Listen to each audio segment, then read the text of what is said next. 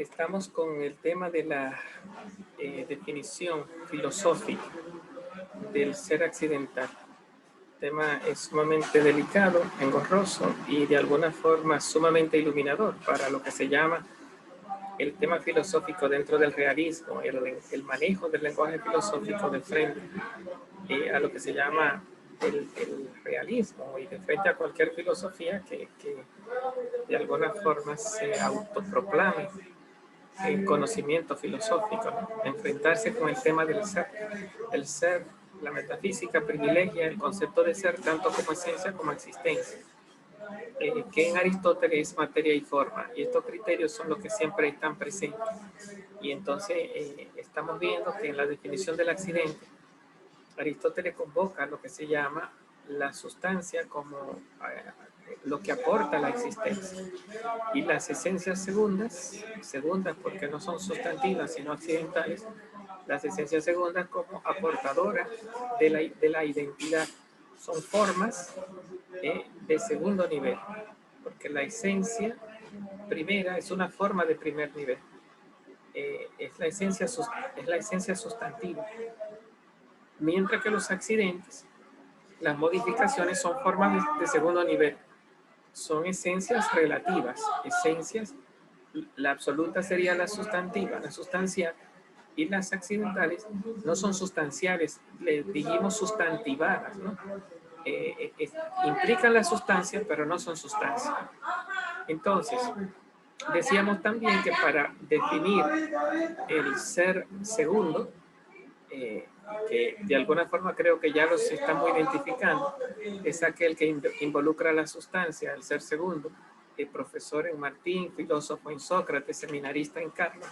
Ya entonces, si queremos hacer una mirada filosófica, lo primero que dijimos era, viendo el ser primero, que esa mirada del ser segundo quedaba fuera y que hay un ser primero que hay que capturar y que ese ser se define convocando el género próximo y la diferencia específica. Pero ahora estamos tratando de buscar la definición no del ser primero, sino del ser segundo, no de la esencia sustantiva, sino de la esencia sustancializada. No sé si marcan la diferencia, no de la forma que determina la materia, sino del accidente que determina la sustancia. Entonces estamos hablando de esencias no sustanciales, sino sustantivizadas, por encima de la sustancia. Entonces el color, el tamaño, la cualidad, la forma. Y los ejemplos que hemos convocado, profesor de frente a Martín, Silla, con sus problemáticas, ¿verdad? Esto se nos va a complicar mucho más, porque el lenguaje nuestro no goza de todas las riquezas de la que Aristóteles nos provee para uno poder definir, determinar, identificar la seidad, la mirada con el criterio del ser de frente a lo que se llama las definiciones de las cosas.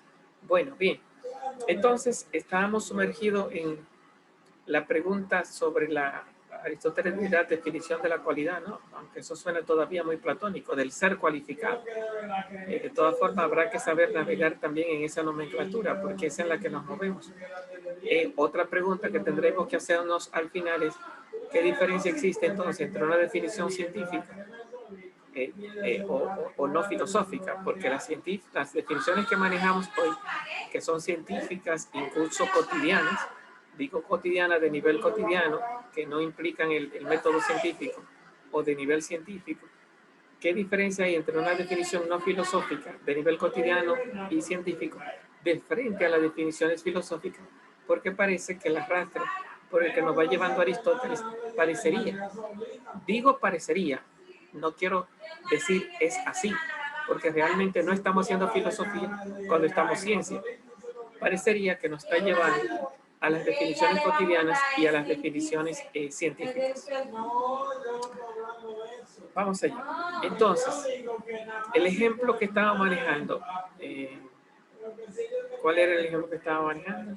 No, sí, ellos siempre cuando ven el libro que ponen cosas ahí. De la silla.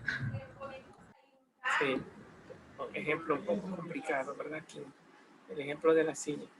El ejemplo de profesor. Podemos trabajar el ejemplo de la silla. El ejemplo de la silla tiene el problema de que al decir silla estamos en una especie como de esencia segunda difusa. Esa es la filosofía de la silla.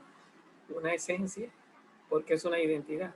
Segunda, porque no es determinante de la materia, sino que es determinante de una sustancia mineral que ya se implica dentro del concepto silla.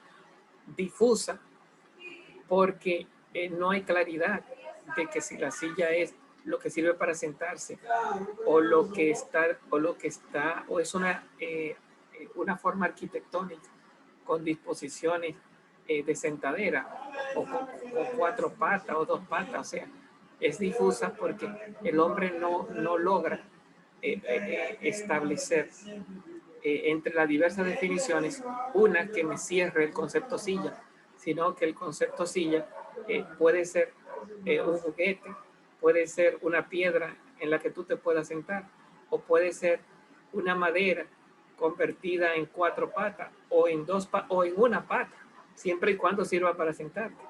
De tal manera que de repente, ¿dónde está el concepto silla? ¿En la disposición arquitectónica, en la sentadera o simplemente en la función de sentarte? Porque tú supuestamente compras una silla, pero cuando tú te sientas en una piedra, la piedra es la silla.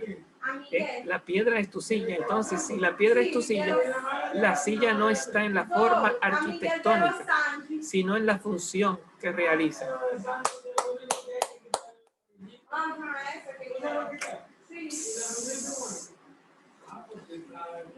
Sí, el problema, porque una cosa es atacar a la muchacha, otra cosa es atacar a la señora.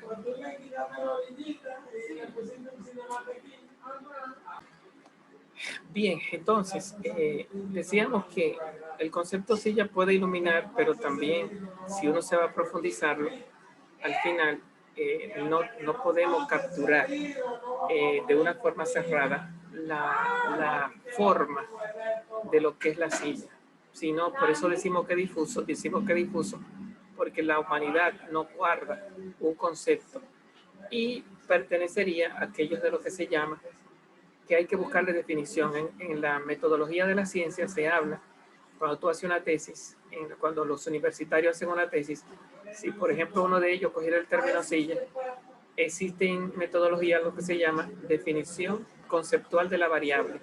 Tiene que utilizar un marco conceptual y tiene que también definir la variable.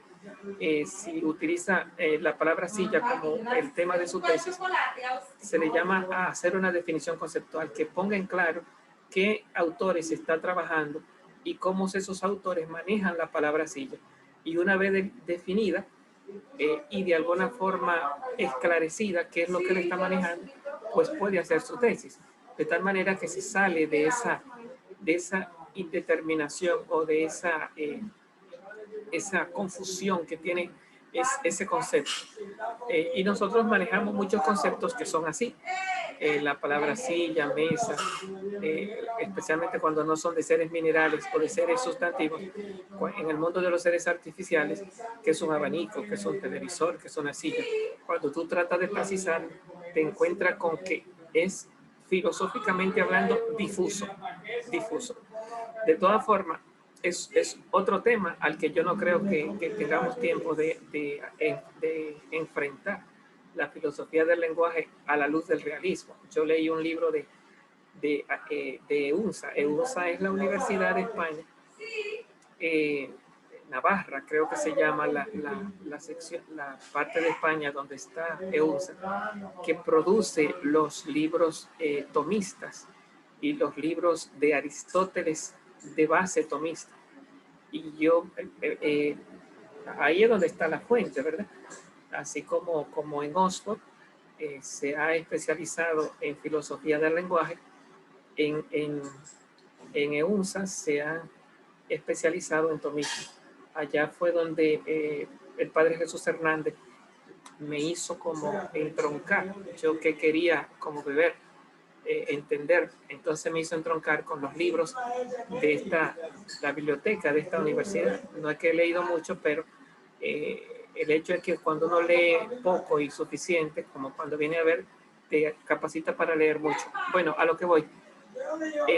Leí una filosofía del lenguaje realista de corte aristotélico y da pena que esta universidad con estos prestigios entren más en una filosofía del lenguaje extra aristotélica y extra atomista, porque al final se hace un forcejeo, no entiende. O sea, yo no puedo decir que el profesor, me da miedo hasta decir esto, ¿verdad? Porque él tiene muchas luces y puede educar a cualquier persona, pero si tú te metes allá tratando de entroncar la filosofía del lenguaje desde el concepto de definición, desde el concepto de verdad, desde el concepto de adecuación, cuando viene a ver, se te rompe el núcleo aristotélico y por lo menos vende mucho a nivel de título, pero es muy pobre a nivel de lo que se llama conservar el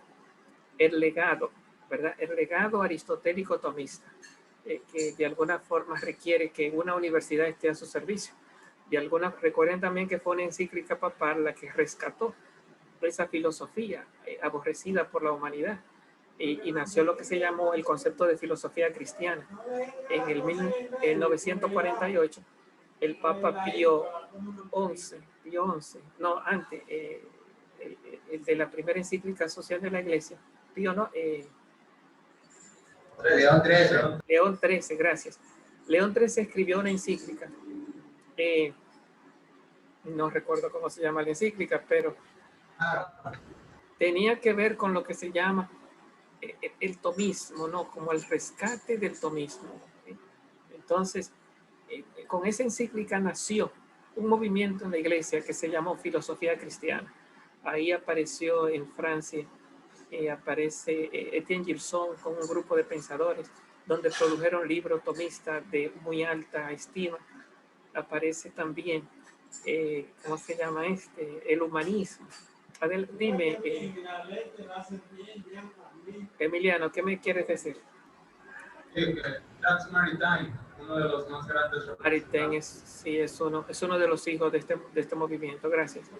Entonces, surgen aquí entonces, ¿a qué se debe esta encíclica? Lástima que el nombre se me ha ido, de que la iglesia promueve el resurgimiento de este legado tomístico, aristotélico tomístico, como el legado que la iglesia ha entendido, en el cual puede sostener su teología, y el legado en el cual hay una filosofía purificadora de errores. Entonces, a pesar de todos los esfuerzos que se han hecho, es una filosofía que es muy difícil entenderla y son muy pocos los filósofos que respetan este arsenal, porque muchas veces lo que ven más que filosofía, lo que ven es eclesialidad y divinidad, no sabiendo que Aristóteles no es que era ateo, pero no era cristiano, ni conocía al Dios de la Biblia. Aristóteles es naturalista, es como céntrico, y hay mucho que salvarlo. Sin necesidad de caer en Dios se puede salvar mucho a Aristóteles. Bueno, entonces, volviendo a nuestro punto, la definición del accidente, que más que definición del accidente es definición del ser accidentado. Y decíamos que cuando yo quiero definir, por ejemplo, a Sócrates, y digo que Sócrates es filósofo, entonces aquí ya tenemos un término, ¿no? Sócrates es filósofo. Entonces, así como yo digo Sócrates hombre, digo Sócrates filósofo. Entonces, ¿cuál de los dos es el verdadero Sócrates? Diríamos con Aristóteles, Sócrates las dos cosas. Ahora, ¿qué es Sócrates en tanto que Sócrates? Esa es la primera pregunta, ¿verdad? Sócrates, el ente en tanto que ente. El ente en tanto que ente es la unicidad de Sócrates en tanto que socraticidad. Eso es inabarcable por lo que se llama la noción intelectiva. Cuando decimos noción intelectiva, no existe el concepto, no existe, por ejemplo, nuestra mente se divide en conceptos, los razonamientos se dividen en proposiciones y las proposiciones en conceptos. Entonces, no existe el concepto nocional que se pueda esclarecer en materia y forma. no se puede definir lo que es Sócrates. Tenemos el nombre, tenemos lo que se llama, el nombre cubre a Sócrates. Entonces Aristóteles habla de nominal, habla de dimensión nominal. El nombre cubre a Sócrates, a todo Sócrates. El ente tanto que ente es aquel que le llamamos Sócrates. Pero cuando queremos definir a Sócrates, no existe ni puede existir un concepto que me amarre explícitamente todas las notas, Tomás le llama notas individuantes, que me agarren y me expliciten todo lo que es en identidad Sócrates. Entonces, ¿cuál es la respuesta inmediata? Que hemos estado diciendo desde el principio, que se dice de mucha manera. Se dice o entiende, ¿verdad? Como se ha discutido. Se dice o entiende de muchas maneras. El entendimiento no subordina a una sola idea la totalidad de Sócrates, nocionalmente hablando. La subordina nominalmente hablando, pero cuando tú preguntas ¿qué es Sócrates? No se puede, nocionalmente hablando, descomponer en materia y forma, sino en muchas formas, que serían las muchas formas de decirse, en muchas formas, y en una sustancia, en un ser primero. Bueno, entonces hemos dicho que ahí, en ese punto, hemos agarrado el ser primero y hemos dicho de Sócrates, no que es filósofo, hemos dicho que es hombre. Y ahí de eso ya hemos filosofado suficientemente, dicho que es esencia gracias a la forma y que es sustancia gracias a la materia. Ahora bien, ahora estamos otra vez volviendo a la superficie. Soltamos a Sócrates en tanto que hombre. Ahora vamos a la definición del accidente. Sócrates en tanto que filósofo. Entonces ya estamos ahí, no en Sócrates en tanto que Sócrates, ni Sócrates en tanto que hombre. O sea, no estamos en Sócrates en tanto que Sócrates, que sería Sócrates como ente. No estamos en Sócrates en tanto que hombre, que sería Sócrates como esencia. Tampoco estamos, perdón, entonces, si no estamos en Sócrates en tanto que ente, ni estamos en Sócrates en tanto que esencia, cuando decimos que Sócrates es filósofo y nos abrimos desde la filosofía para darle explicación al ser filósofo de Sócrates desde una consideración filosófica, ¿dónde estamos? No estamos en el ser primero, esencia, ni en el ser primero, ente. Estamos en el ser segundo. Estamos tratando de definir a Sócrates y cabe hablar filosóficamente de Sócrates como ser segundo. Entonces Aristóteles nos ha afirmado que sí, que el ser segundo existe, tiene su esencia y tiene su existencia. Y por lo tanto podemos entrar a hacer filosofía con el ser de Sócrates en tanto que filósofo. Bueno, entonces, ya que estamos en esa tesitura, ¿cómo podemos definir a Sócrates en tanto que filósofo? Lo primero que nos dice Aristóteles es que hay que salvar las dos dimensiones del ser. El ser como esencia el ser como forma o esencia, que en este caso sería el ser profesor, y el ser como existencia, el otro carácter, que en Aristóteles es la materia, que en este caso sería la sustancia, en Tomás sería la existencia, en este caso sería la sustancia. Entonces Aristóteles nos dice, hay que convocar la sustancia y hay que convocar lo que se divide es la sustancia y la forma. El ser es lo que se define. Y cuando decimos quién es Sócrates, el ser es lo que se define, que vimos que es indefinible en tanto que es Sócrates. Y si decimos que Sócrates es hombre, el ser es lo que se define, que dijimos que era el género más la diferencia específica. Y cuando decimos que es filósofo, el ser es lo que se define. El ser segundo. ¿Qué es el ser segundo? Filósofo. ¿Y cuáles son los criterios que tenemos que tener en cuenta para definirlo? La sustancia. ¿Y cuál es el otro criterio que tenemos que tener en cuenta para definirlo? La forma determinante. Entonces, ¿cómo lo verbalizamos? ¿Cómo definimos al Sócrates filósofo, al Martín profesor, al Luis seminarista? ¿Cómo lo definimos? Entonces, si vamos a Sócrates en tanto que filósofo, si convocamos la sustancia, podríamos convocar una sustancia, digamos, anterior, ulterior, yo le decía, como buscando la sustantividad de toda la sustancia, y parece que eso así no conviene. Sí, porque definir es convocar lo que se llama el género próximo. Entonces, ¿cómo convocar la sustancia que sirva de género a la definición de género próximo? Lo que hay que convocar es el concepto de hombre, que es sustancial. Yo no sé si logran ver el problema. Aquí es cómodo, hombre. Pero cuando tú dices, por ejemplo, Bobby de perro, ahí entran mil problemas porque la perreidad de Bobby no es sustantiva. Así como la meseidad de la mesa no es sustantiva. Entonces, de tal manera que hay que ir a la sustancia próxima, pero a la sustancia, porque entonces, cuando digo sustancia, estoy hablando de la especie sustantiva. El problema es que nosotros convocamos especies accidentales. ¿Quién es Martín? Tú dices el profesor, pero eso no es una especie sustantiva. Ni siquiera es una especie accidental. Eso es un ser accidental. Es un accidente. Entonces, bien. Ok, parece que estoy navegando muchas cosas a la vez. Entonces, quedémonos entonces en Sócrates en tanto que filósofo. Entonces, si yo digo Sócrates es filósofo, ¿cuál sería la definición filosófica del filósofo Sócrates?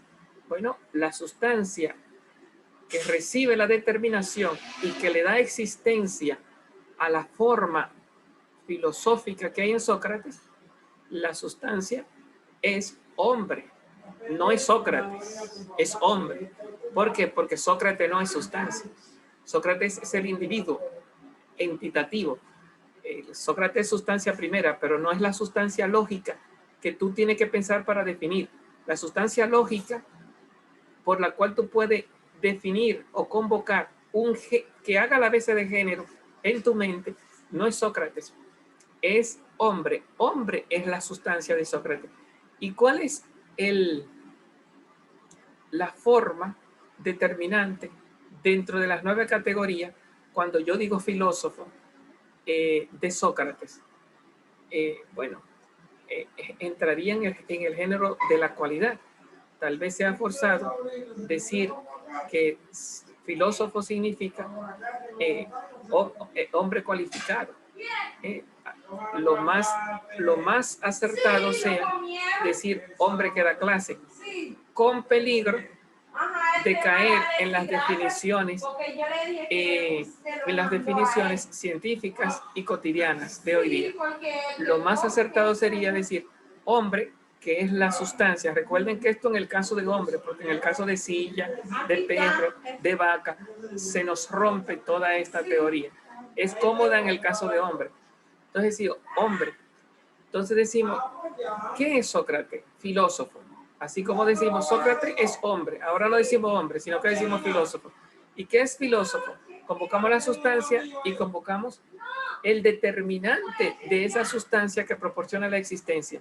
¿Cuál es ese determinante que proporciona la existencia en Sócrates en el caso de profesor? Bueno, decimos hombre que da clase.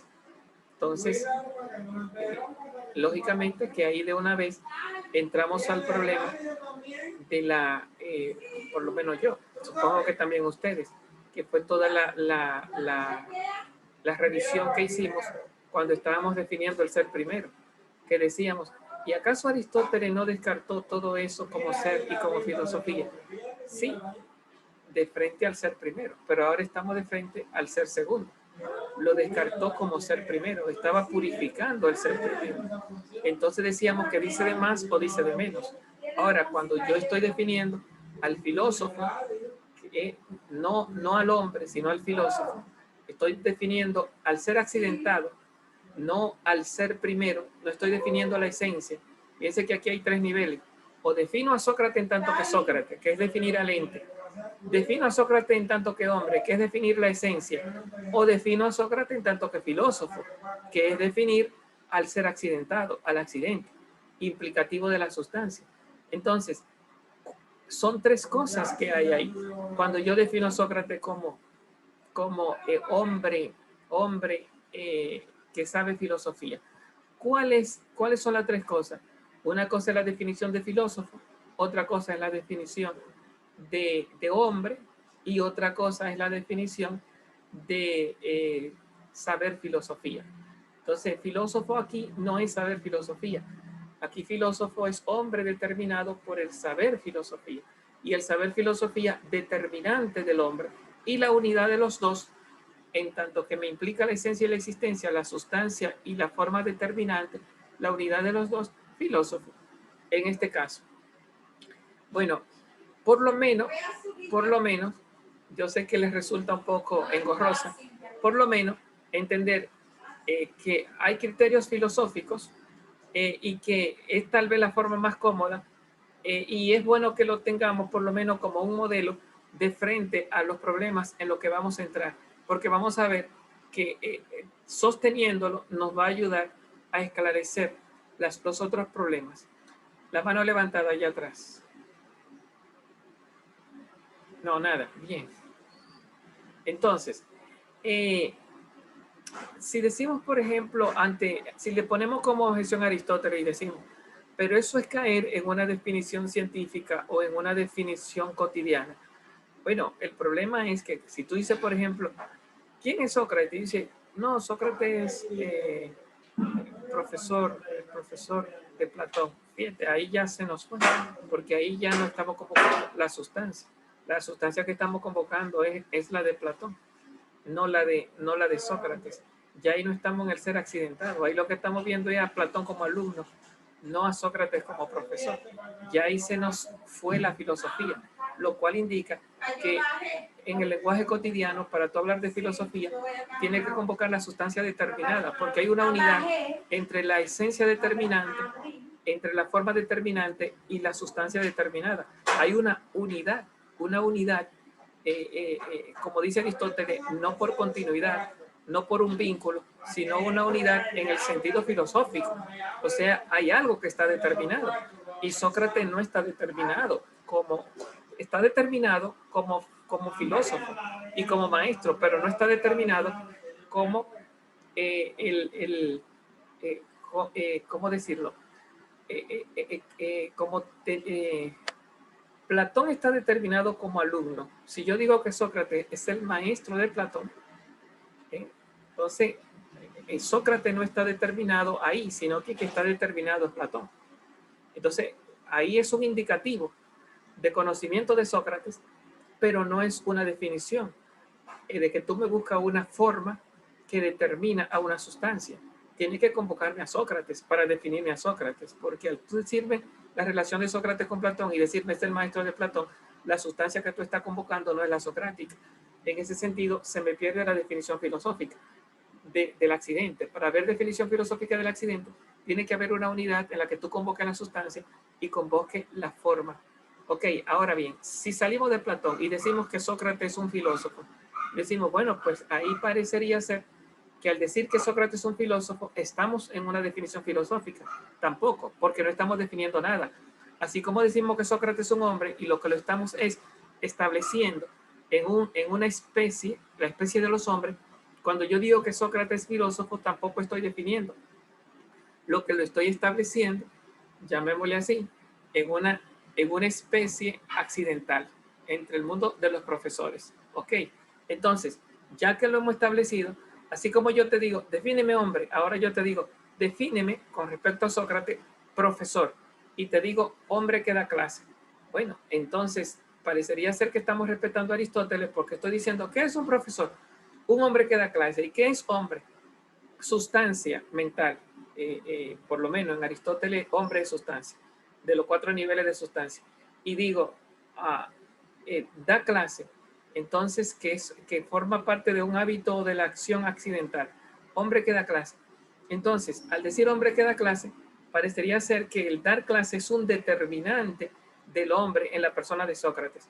Ok, entonces la otra pregunta sería, ¿es verdad que salimos de las definiciones cotidianas y científicas diciendo que no estamos hablando de Platón y está con referencia a otro, sino que está con respecto al mismo Sócrates?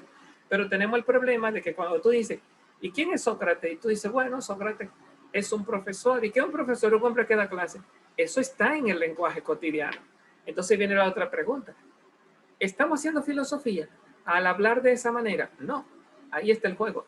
No por hablar de esa manera estamos haciendo filosofía si no somos conscientes y explicitamos que detrás de ese lenguaje estamos salvando una forma determinante y un ser que da la existencia, llamémosle así, de ser serilificante o de seidad, seidificante, que le da el ser a esa forma determinante o esa forma determinante que otorga. En ese sentido, estamos, aunque manejando el lenguaje cotidiano, estamos esclareciéndolo, no como lo esclarecería una persona que no sepa filosofía, sino que lo estamos esclareciendo con los conceptos filosóficos del que al tú decir, por ejemplo, de Sócrates, que es hombre que da clase. Hombre aquí no es, oh, mira, un hombre. No es un hombre, es sustancia. Es uno de los 4 niveles de sustancia. Mineral, animal, vegetal, hombre. Tú no puedes decir que un perro, filosóficamente hablando, es un animal que ladra. Eso no es filosofía. Aunque animal está en el concepto de sustancia, perro, animal que ladra. Que pasa, el problema, ahí puede ser verdad, pero como cuando yo digo hombre, el problema es que al tú definir perro, no basta que tú digas que ladra, sino que entran muchos elementos definitorios. Y aquí a quien yo he convocado no es a Sócrates, que entra muchos elementos definitorios, sino que es convocado al filósofo o al profesor, donde solo entra uno. En el concepto perro entran muchos elementos, de tal manera que es como si estuviéramos como en un intermedio entre el ente en tanto que ente, Bobby en tanto que Bobby, y en tanto que perro. La perreidad no es un accidente de que animal que ladra, mamífero, qué sé yo, canino, entran varios accidentes. Entonces, no tiene lo que se llama una definición como la pide la filosofía, creando una unidad nocional de una materia y una forma. Tampoco los animales, no sustantivamente hablando, sino accidentalmente hablando, los géneros de los animales, incluso los géneros artificiales de los hombres. Digo artificiales cuando digo colombianos, mexicanos, dominicanos, tendríamos el mismo problema. Entraríamos en una caterva, en una cantidad de accidentes definibles amparados por una especie de nombre que aparentemente hablando serían definibles, pero nos rompen el criterio de materia y forma y se nos rompe el criterio de unidad. ¿Por qué? Porque está invadido por el criterio de pluralidad. Criterio de pluralidad. Bueno, me suena que lo estoy bombardeando con muchas cosas, pero de alguna forma estamos en metafísica, ¿no? Estamos en filosofía, y no hay que cogerle miedo, lo que hay es que abrir camino y ver con claridad. Hay unos pocos criterios que están disueltos entre muchas nociones. Cuando agarremos esos criterios, pues nos podemos defender en la multinocionalidad. Bien, entonces no hay que cogerle miedo, sino volver sobre ello. De todas formas, recuerden que ustedes tienen un examencito que tal vez no sea bueno alargarlo mucho, de buscar un elemento, qué sé yo, una piedra o lo que sea, un lápiz, usted escoge una realidad y entonces tiene que defenderlo. Vamos a irle definiendo la pregunta por lo menos. Nos queda como quiera una horita clase, ¿verdad? Otra sección donde para hacerle honor al texto vamos entonces a tratar de releer el texto sobre estos mismos problemas.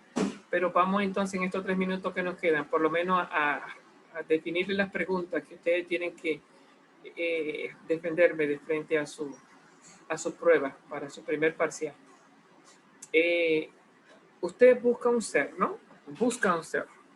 Entonces, ese ser que usted toma, usted lo presenta, y una primera pregunta es el concepto de ser primero.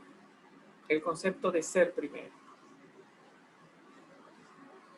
Recuerde que el ser primero se le va a dividir en 2 preguntas, porque no es lo mismo el ser primero entitativamente hablando, ¿sí?, el nombre propio unísono de cada cosa, que el ser primero esencialmente hablando, ¿no? Entonces hay, el tema del ser primero son 2 preguntas: el ser como ente y el ser como esencia, que están involucrados en el ser primero.